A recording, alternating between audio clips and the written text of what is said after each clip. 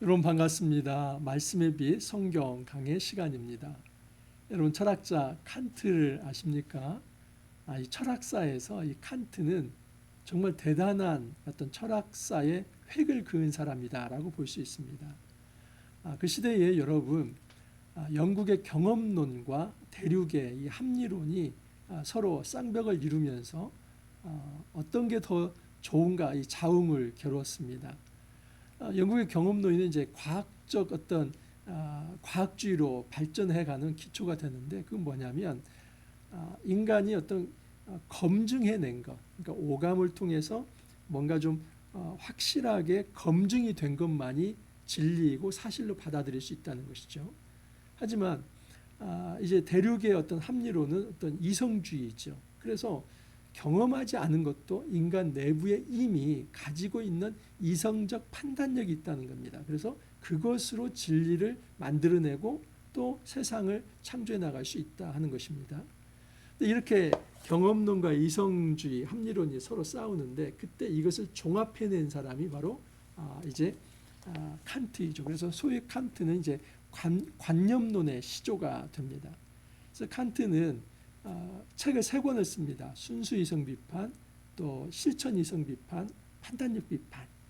이 순수 이성 비판은 어떤 그 세상을 어떻게 인식할 것인가 하는 인식론입니다. 그래서 칸트에게 있어서 이 선험적 지식이라는 것이 있어서 시간과 공간이라고 하는 이 범주 안에서 이제 어떤 인간의 선언적 지식이 그 모든 것을 범주화할 수 있는, 유형화할 수 있는, 그래서 그것을 받아들일 수 있다. 그래서 이 순수 이성 비판은 뭐가 전제가 되냐면 인간의 오감입니다. 그래서 어떤 내가 가지고 있는 바라볼 수 있는 것, 또 만질 수 있는 것, 그리고 어떤 들을 수 있는 것, 냄새 맡는 것, 이 어떤 이것을 선언적 지식을 가지고 지식으로 받아들이는 것. 그래서 여러분 이런 순수 이성 비판에 의하면 종교라고 하는 것 또는 신의 존재라고 하는 것은 사유의 대상이 아닙니다. 그래서 순수 이성 비판에서는 철저히 신을 배척합니다. 신이 존재하는지 그것은 뭐 존재하는지 안 존재하는지 그것은 중요한 문제도 아니고 순수 이성으로서는 그것은 알 수 없는 거라고 판단을 하죠. 하지만 칸트는 이제 순수 이성 비판에서 실천 이성 비판으로 넘어갑니다. 실천 이성 비판은 그야말로 도덕과 윤리이죠. 어떻게 살 것인가 하는 문제예요. 순수 이성 비판은 어떻게 인식할 수 있는가, 어떻게 무엇을 받아들일 수 있는가, 깨달을 수 있는가, 이 문제라고 한다면 실천 이성 비판은 그러면 우리가 어떻게 살아가야 할까 문제입니다. 그래서 인간은 도덕을 지향하고 윤리를 지향하고 그래서 어떤 이제 정결한 삶 또 인애 사랑을 지향하는 의를 지향하는 이런 삶을 산다는 것이죠. 이게 도덕과 윤리입니다. 그래서 인간 안에 이 도덕과 윤리 어떻게 살아가야 할 것인가 하는 인식이 있어서 이게 실천 이성이라는 건데 그 실천 이성을 위해서는 신이 존재해야 한다는 것을 이야기합니다. 그래서 실천 이성에서는 신을 요청합니다. 그래서 여러분 칸트에게서 신이라고 하는 것은 도덕 종교의 신입니다. 우리가 기독교에서 말하는 창조주로서의 어떤 신, 창조주가 계시고 창조주가 사람을 만들고 사람은 하나님의 형상으로서 이 하나님이 거룩하신 분이니까 우리도 거룩한 행동을 한다. 이런 원리가 아니라 사람이 먼저 존재하고 사람 안에 있는 이 실천 이성 도덕을 위해서는 정말 의로운 존재라고 하는 그 도덕을 판단하고 뭔가 옳고 그름, 선과 악을 판단해 줄 수 있는 그런 존재가 있어야 한다는 것이죠. 그래서 요청에 의해서 신을 이제 받아들입니다.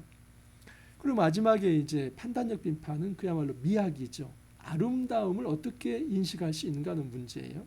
뭔가 딱 봤을 때 이게 좋은가 나쁜가 하는 감정입니다. 어떤 그게 불쾌한 감정이 드는가 아니면 아주 좋은 감정이 드는가 이 미학에 대한 그래서 예술적 판단이 이제 이 판단력 비판입니다. 제가 여러분 철학 모릅니다. 모르면서 이렇게 장황하게 이야기를 합니다. 근데 제가 이렇게 말하는 이유는 뭐냐면 기독교를 칸트식의 도덕 종교로 생각하는 분들이 많이 있기 때문입니다. 여러분 이 도덕 종교 예를 들어서 이제 대표적인 도덕 종교가 유교입니다. 뭐 인의 예지 그러지 않습니까? 그래서 이제 어떤 우리의 인간에게 있어서 마땅한 윤리 또 마땅한 어떤 도덕 그것을 지향해야 한다. 그래서 사실 우리 하나님께서 우리 안에 하나님의 형상으로 창조되었기 때문에 하나님의 형상이라고 한다면 사랑 또 어떤 공의 또 어떤 자유 생명 이런 것을 지향하는 것이 내재되어 있습니다. 그것을 이제 유교에서는 그것을 범주화해서 그것을 말하죠. 그래서 엄밀히 말하면 여러분 이 유교는 종교라기보다는 도덕 철학에 더 가깝다고 볼 수 있습니다. 그런데 기독교를 그런 도덕 철학처럼 이해하는 분이 있습니다. 그러니까 기독교를 왜 받아들이고 우리가 기독교를 왜 우리가 가져야만 하는가 할 때 좀 깨끗하게 살기 위해서 이 땅이 너무 혼탁한데 좀 정결하게 살기 위해서 여러분 그것이 기독교에 있어서 100이라고 한다면 10이 될 수 있습니다. 하지만 그게 전부는 아닙니다. 오히려 기독교의 핵심은 계시 종교입니다. 하나님의 말씀이 있고 하나님의 형상으로 창조된 자들이 그 말씀에 따라 살아갈 때 어떤 도덕과 윤리는 중요한 부분이 있지만 그것이 전체가 아닙니다. 그것을 뛰어넘는 신의 존재와 예수님 앞에서의 어떤 태도가 더 중요한 부분이 있습니다. 자, 오늘 본문에 의하면 대표적 두 사람이 나타납니다. 하나는 바리새인, 또 한 사람은 이 죄 많은 여인입니다. 그런데 오늘 본문에 나오는 이 죄 많은 여인은 그냥 죄를 지은 사람이 아니라 물론 이제 유추하는 것입니다. 그 당시에 죄를 얘기했을 땐 음행의 죄입니다. 그러니까 몸을 파는 여인이 될 수도 있고 불륜을 행한 사람일 수도 있습니다. 그런데 심각한 어떤 죄를 지은 여인입니다. 거기에 비하면 이 바리새인은 정결한 삶을 추구합니다. 그래서 정결법을 철저히 지켰죠. 그리고 여러분 이제 당연히 음행의 죄는 짓지 않을 것이고 일주일에 2번 이상 금식을 하면서 경건 생활을 했던 사람입니다. 당연히 여러분 객관적 시각에서 놓고 보면 누가 더 의롭다고 볼 수 있습니까? 바리새인이죠. 근데 오늘 본문에서는 이상한 결론이 나옵니다. 오히려 바리새인보다 이 여인이 더 은혜를 받았고 오히려 이 여인이 이제 용서를 받았으며 결론적으로 말하면 이 여인이 바리새인보다 더 의롭다는 판단을 합니다. 그렇기 때문에 기독교는 단지 도덕 종교에서 머무르지 않고 그것을 초월해서 도덕과 윤리는 그냥 기초일 뿐이고 그것을 초월해서 하나님의 사유하심, 하나님의 은혜를 받은 자가 더 하나님 앞에서 의로운 자다. 그것을 이야기하고 있습니다. 그래서 저는 누가 제자인가? 그 문제, 이 질문을 한번 던져보고 싶습니다. 자, 누가복음 7장 36절에서 50절인데 이제 한 바리새인 시몬이라고 하는 사람이 예수님을 초청을 합니다. 자, 36절 이하를 봅니다. 한 바리새인이 예수께 자기와 함께 잡수시기를 청하니 이에 바리새인의 집에 들어가 앉으셨을 때에 그 동네에 죄를 지은 한 여자가 있어 예수께서 바리새인의 집에 앉아 계심을 알고 향유 담은 옥합을 가지고 와서 예수의 뒤로 그 발 곁에 서서 울며 눈물로 그 발을 적시고 자기 머리털로 닦고 그 발에 입 맞추고 향유를 부으니 여러분 한 바리새인 시몬입니다. 이것은 시몬 베드로와 동명이인입니다. 그 당시에 이 바리새인들이 사실 예수님에 대해서 많은 관심이 있었습니다. 때로는 적대적 관심도 있고 때로는 호의적 관심도 있습니다. 이 니고데모와 또는 아리마대 사람 요셉 같은 사람들은 이제 호의적으로 예수님을 받아들인 나중에 제자까지 된 바리새인이죠. 그런데 여기는 예수님에 대한 호의는 가지고 있지만 적대적이지는 않아요. 그렇지만 이 사람이 예수를 메시아로는 받아들이지 않습니다. 자, 그래서 이 시몬이라고 하는 바리새인이 자기 집에 예수님을 초대합니다. 여기까지는 참 좋아요.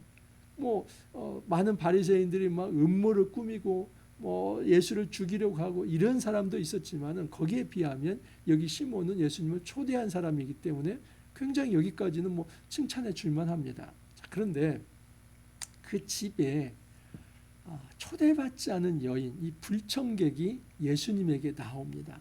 그래서 이 여인이 계속 울고 있는 거예요. 그러니까 자기의 죄를 알고 있는 사람이죠.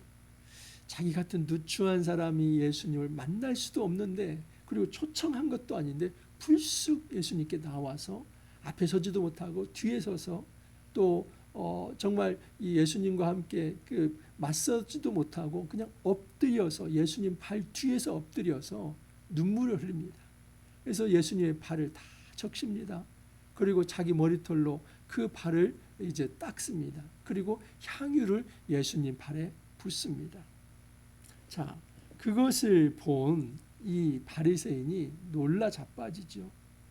이 불청객이 자기 집에 들어온 것도 기분 나쁜 일인데 단순한 불청객이 아니라 부정한 여인입니다. 이런 죄인이 우리 집에 들어왔다 생각할 때 이 정결법을 잘 지키는 사람으로서는 너무나 불쾌한 일이고, 그리고 이런 여인과 접촉하는 이 예수님에 대해서도 이제 신뢰를 하지 못하는 그런 상황이 되는 것이죠. 예수를 청한 바리새인이 그것을 보고 마음에 이르되 이 사람이 만일 선지자라면 자기를 만지는 이 여자가 누구며 어떠한 자 곧 죄인인 줄을 알았으리라 하거늘. 그러니까 이 바리새인은 알고 있는 거죠. 그 마을에 소문난 이제 어떤 죄인 여인입니다. 그냥 어떤 주홍 글씨가 이제 새겨진 그런 여인이라고 볼 수 있어요. 음란한 여인 뭐 이런 거죠. 근데 예수는 이제 그 마을에서 이제 왔기 때문에 이제 이 바리새인이 볼 때는 예수가 모르니까 이 여인이 이렇게 행하는 것에 대해서 받아주고 있다라고 생각을 했던 겁니다. 예수가 몰랐을까요? 여러분, 예수님은 모든 마음을 통찰하시는 분입니다. 다 꿰뚫어 아십니다. 아심에도 불구하고 이 여인이 이렇게 반응하는 것을 그냥 내버려 두신 겁니다. 그래서 예수님께서 이제 이런 비유를 듭니다. 시몬아, 내가 네게 이를 말이 있다. 빚 주는 사람에게, 그러니까 어떤 채권자가 이제 빚진 자가 둘이 있어 하나는 500데나리온 졌고 하나는 50데나리온을 졌는데, 어떤 채권자에게 이제 채무자 둘이 있다는 겁니다. 하나는 500데나리온, 하나는 50데나리온입니다. 한 데나리온은 이제 노동자 하루 품삯입니다. 그러면 50데나리온은 그냥 뭐 많이 잡으면 2달치를 빚진 자이고, 500데나리온은 그냥 크게 잡는다면 한 2년치 봉급을 빚진 자입니다. 그러면 여러분, 누가 더 많은 빚을 졌습니까? 500데나리온 빚을 진 자이죠. 자, 그런데 갚을 것이 없으므로 둘 다 탕감을 받았다는 것이죠. 예수님이 물어봅니다. 누가 그를 더 사랑하겠느냐? 자, 이 둘 중 이 탕감받은 500데나리온을 탕감받은 자와 50데나리온을 탕감받은 자가 있다면 그 탕감해준 주인을 이 500데나리온 탕감받은 자가 더 사랑하겠느냐? 50데나리온 받은 자가 더 사랑하겠느냐? 당연한 결론이죠. 많이 탕감받은 자가 더 사랑하는 것입니다. 그래서 이렇게 시몬이 대답합니다. 시몬이 대답하여 이르되 내 생각에는 많이 탕감함을 받은 자니이다. 예수님도 내 판단이 옳다라고 얘기를 합니다. 자, 그러면서 이제는 이것은 비유일 뿐이지 이 비유를 가지고 시몬과 이제 이 여인을 비교를 합니다. 그래서 이런 얘기를 합니다. 그 여자를 돌아보시며 시몬에게 이르시되 이 여자를 보느냐? 내가 내 집에 들어올 때 너는 내게 발 씻을 물도 주지 아니하였을 때 이 여자는 눈물로 내 발을 적시고 그 머리털로 닦았으며. 시몬 이 바리새인, 너는 어떤 이 바리새인으로서 정결법을 최우선으로 생각하는 사람 아니냐?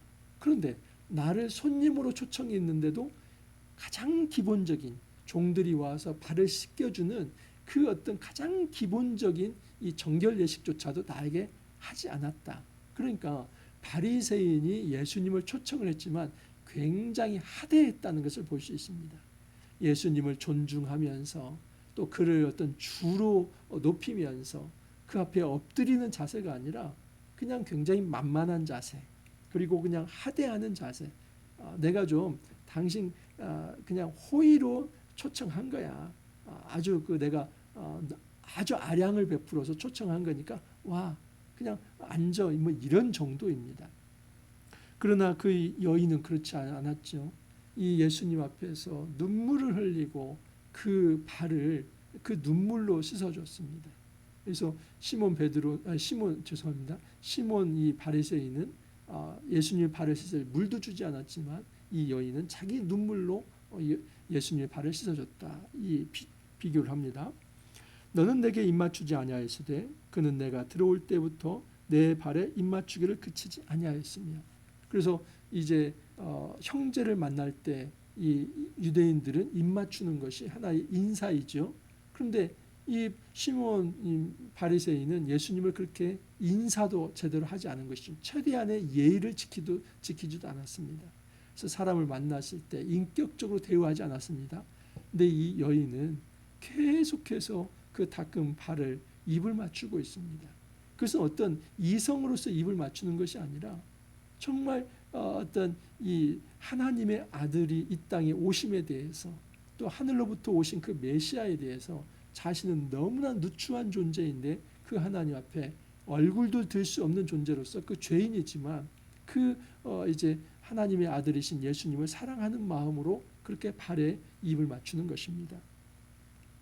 너는 내 머리에 감람류도 붓지 아니하였으되 그는 향유를 내 발에 부었느니라. 이제 이 시몬 바리새인은 예수님의 머리에 그 향유도 붓지 않았지만 이 여인은 내 발에 향유를 부었다. 자, 이제 결론적으로 이런 얘기를 합니다. 그러므로 내가 내게 말하노니 그 많은 죄가 사하여졌도다. 이는 그의 사랑함이 많음이라. 사함을 받은 일이 적은 자는 적게 사랑하느니라. 이 비유를 이렇게 적용하시는 거죠. 500데나리온 빚진 자가 탕감을 받았을 때 더 사랑하듯이 이 여인이 맞다. 바리새인 너보다도 더 많은 죄를 지었지만은 더 이제 완전히 사함을 받았기 때문에 이 여인이 나를 더 사랑으로 대우하는 것이다. 너는 이 여인에 비해서 그냥 50데나리온 빚진 자 정도인데 너는 그래서 나를 덜 사랑하는 것이다. 그래서 이 말씀을 이렇게 오해하면 안 됩니다. 어떤 사람은 더 사랑을 받아서 그 사람은 신앙이 좋고 어떤 사람은 덜 사랑을 받아서 신앙이 좋지 않고, 여러분 이것은 이 비유의 핵심이 아니죠. 사실 이 비유의 핵심은 그것이 아니라 은혜 받은 자가 반응을 하는 것이 제자라고 하는 것입니다. 다시 말해서 이 기준에 놓고 본다면 지금 이 바리새인도 죄인인데 그에게도 은혜가 미치지만 그는 믿음으로 반응하지 않았기 때문에 그에게는 진정한 구원이 이르지 못한다 하는 것을 의미합니다. 여러분 하나님 앞에서의 어떤 이 죄는 사실 경중을 따질 수가 없습니다. 여기에 이제 나타나진 않았지만은 바리새인이 도덕적 윤리적 판단에 의해서 그 당시 어떤 도덕적 윤리적 판단에 의해서 그 여인보다는 좀 덜 죄를 지은 것 같다라고 볼 수 있지만 하나님 보실 때는 똑같은 죄입니다. 이런 하나님 보실 때는 살인죄를 지었든 아니면 어떤 사기죄를 지었든 그 마음에 하나님을 떠난 자로서의 나오는 모든 반응들이기 때문에 중요한 것은 하나님을 떠났느냐 하는 이 문제이고 그 떠난 자들이 어떤 양태를 보이느냐 하는 것은 그렇게 중요한 문제가 아닙니다. 중요한 것은 모든 사람이 다 죄인이죠. 이 여인도 죄인이고 사실은 이 바리새인도 죄인입니다. 그러면 모든 자에게 하나님이 은혜를 베풀어서 죄를 용서한다면 여러분 정말 하나님 앞에 엎드리고 하나님 앞에 감사로 받아들인다면 그에게는 그 은혜가 하나의 구원으로 인도하는 그런 놀라운 것이 되지만은 은혜를 받았음에도 불구하고 시큰둥하는 자에게는 죄 용서함 자체가 없다는 것을 여기서 말하려고 하는 것입니다. 이 바리새인도 죄를 용서받았는데 그렇지만 좀 자기가 지은 죄가 적기 때문에 하나님을 좀 덜 사랑한다 이런 의미가 아니라 사실은 이 비유에서는 바리새인은 용서받지 못한 존재입니다. 왜요? 은혜를 받고도 그 은혜에 대해서 감사함으로 그리고 진정한 어떤 신앙 고백으로 반응하지 않았기 때문입니다. 이에 여자에게 이르시되 내 죄사함을 받았느니라 하시니 함께 앉아 있는 자들이 속으로 말하되 이가 누구이기에 죄도 사하는가 하더라. 예수께서 이 여자에게 이르시되 내 믿음이 너를 구원하였으니 평안히 가라 하시니라. 예수님의 최종 결론은 이 여인은 죄를 용서받았다. 그래서 이제는 평안히 가라. 이 말은 이제 죄를 용서받았기 때문에 자유를 가지고 또 죄를 지으라 이런 말이 아니겠죠. 당연히 여기에서는 이제 이후의 삶은 경건한 삶, 정결한 삶, 도덕적인 삶, 윤리적 삶을 살아야 한다는 것입니다. 자, 그러나 이것이 도덕 종교가 될 수 없는 이유는 무엇이냐면 죄 용서함이라고 하는 것이 이 사람이 깨끗하게 살았기 때문에 그 자격으로 하나님께서 이 사람을 구원한 것이 아니기 때문입니다. 기독교의 핵심은 여러분 은혜입니다. 사실 이 여인이 정말 그가 가지고 있는 죄를 다 용서받을 만큼 깨끗한 삶을 또 살았기 때문에 거기에 대해서 주님이 용서하는 것이 아니라 이 여인에 대한 여인이 예수님께 보인 태도입니다.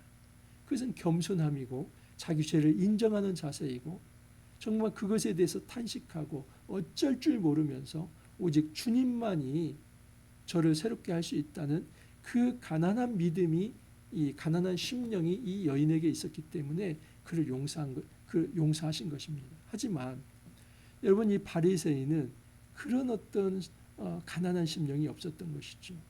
자기 의가 출중합니다. 나는 이렇게 깨끗한 삶을 살고 있다고 자부를 합니다. 우리식으로 말하면 나는 법 없이도 살 사람입니다. 또는 어떤 분은 법 없이도 살 사람입니다. 저 사람이 예수는 안 믿었지만 분명 천국 갈 거예요. 그렇지 않습니다.